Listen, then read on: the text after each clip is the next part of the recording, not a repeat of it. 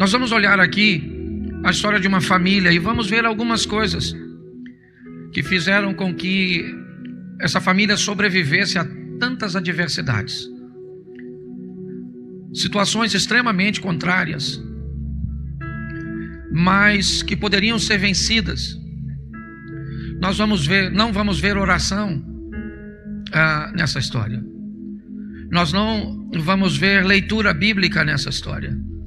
Nós vamos ver apenas vida. Pessoas que resolveram se posicionar seguindo os valores e os princípios de Deus. Pessoas que resolveram se posicionar com garra, com fibra, vencendo as adversidades e as perdas. É isso que nós vamos olhar aqui. Durante toda essa trajetória, você não vai ver Elimeleque orando, você não vai ver Noemi orando, você não vai ver Ruth, órfã, orando. Você simplesmente vai ver o caminhar de uma família. Eu não quero de forma nenhuma descredenciar a oração, de forma nenhuma.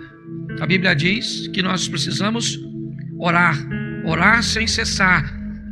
Mas eu só quero te mostrar que muitas coisas de nossa história, de nossa vida, podem ser resolvidas sem oração. Podem ser resolvidas com posicionamentos, com posturas.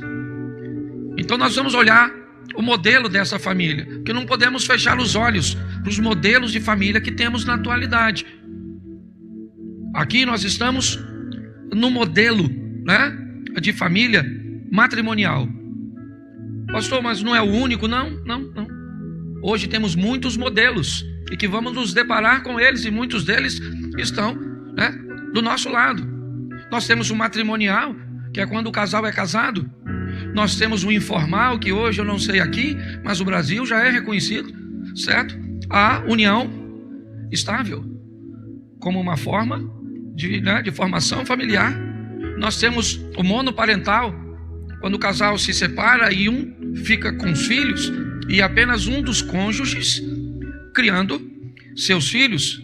Nós temos o anaparental, que é quando não tem mais a figura dos pais.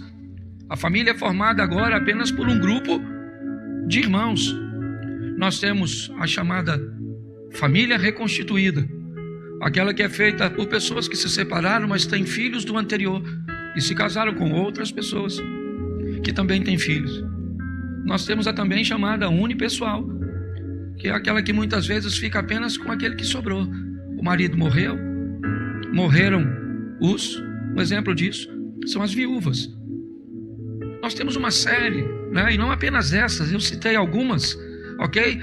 Mas nós temos outras até muito mais complexas do que isso, mas não me vem aqui ao caso trazer à tona. Eu só queria que você entendesse que isso é uma realidade do nosso lado. Isso é uma realidade para os nossos filhos, para os nossos netos. Eles vão se deparar na escola, na sociedade, certo? Nas redes sociais, com modelos familiares que são diferentes, não nosso. Porque se fosse só nosso, ficava fácil. Esses dias alguém me perguntou o que eu achava a respeito de um assunto complexo, e eu disse para ele: o importante não é o que eu acho, o importante é o que a Bíblia diz. Eu posso negociar com você meu carro, eu posso negociar com você minha casa, eu posso negociar com você os meus objetos, porque eles são meus, mas eu não posso negociar com você os valores de Deus, porque eles não são meus, são dele. Se eu gosto ou não, não vem ao caso. Se eu concordo ou não, não vem ao caso. Entendeu? Ah, pastor, o senhor é a favor de sexo antes do casamento?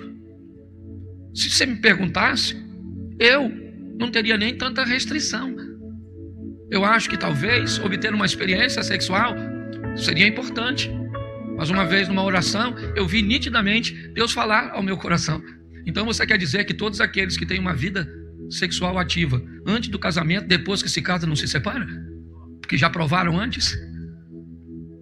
Porque o ser humano sempre vai estar errado quando ele confrontar com aquilo que Deus diz que está certo.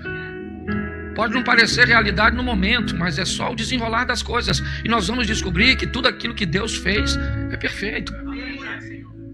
Você às vezes vai se deparar com alguém que diz que não come carne, porque comer carne é errado.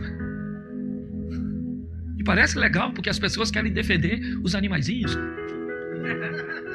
Mas a Bíblia não diz que o homem poderia comer carne, sim ou não?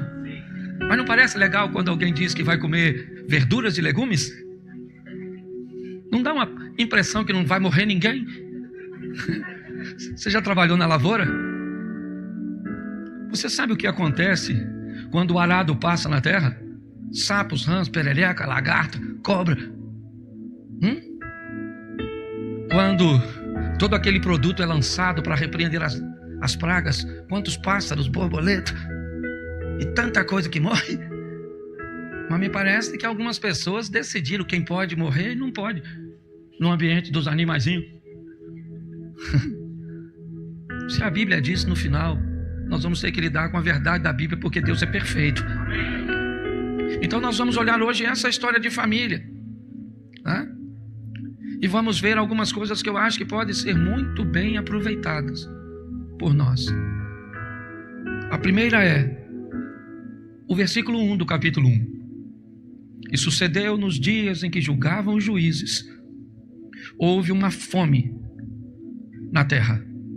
Por isso um homem de Belém de Judá, repita comigo, um homem de Belém de Judá, saiu a peregrinar nos campos de Moabe. Ele, sua mulher e seus 2 filhos. A primeira coisa que nós vamos ver aqui nesta família é que eles estavam num ambiente de segurança, de conforto em Belém, a terra natal. Eles estavam felizes no meio do seu povo. Porém, eu não sei quanto tempo levou, mas uma ameaça começou a permear a casa de Elimeleque. Provavelmente não a atingiu primeiro. Ele começou a notar que há uma restrição de alimentos, que uma crise de produtividade está chegando naquela terra. E ele começa a notar, provavelmente, que famílias maiores do que a dele já estão passando por necessidades. De pessoas, talvez com famílias menores do que a dele, já não tem mais recursos para comprar, e aqueles que têm recursos para comprar não têm o que comprar. Porque nem sempre, irmãos, a crise chega de imediato na nossa casa. Às vezes ela começa a atingir o casamento de amigos. Nós começamos a descobrir que filhos de nossos amigos ou filhos de parentes começam a enfrentar determinadas crises. E você pode obter dessas crises uma falsa sensação de segurança, com a sensação de que nunca vai acontecer contigo, nunca vai acontecer com a sua esposa, nunca vai acontecer com seu marido, nunca vai acontecer com a sua vida. Parece que o desemprego nunca vai bater à sua porta. Parece que a doença nunca vai bater à sua porta. Parece que um comportamento oposto àquilo que Deus determina nunca irá atingir seus filhos. Parece que seu marido está imune a qualquer tipo de paixão, sua esposa.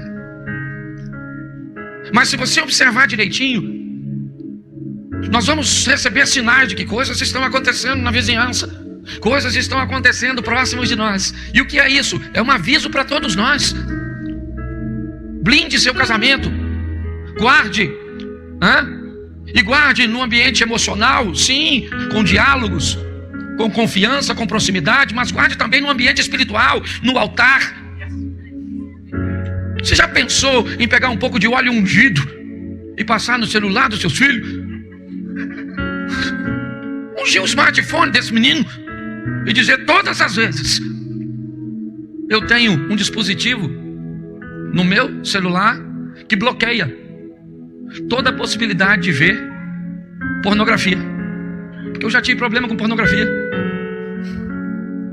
A senha dele eu dei para uma outra pessoa, eu não tenho acesso, porque isso é um sistema de segurança para mim, entendeu?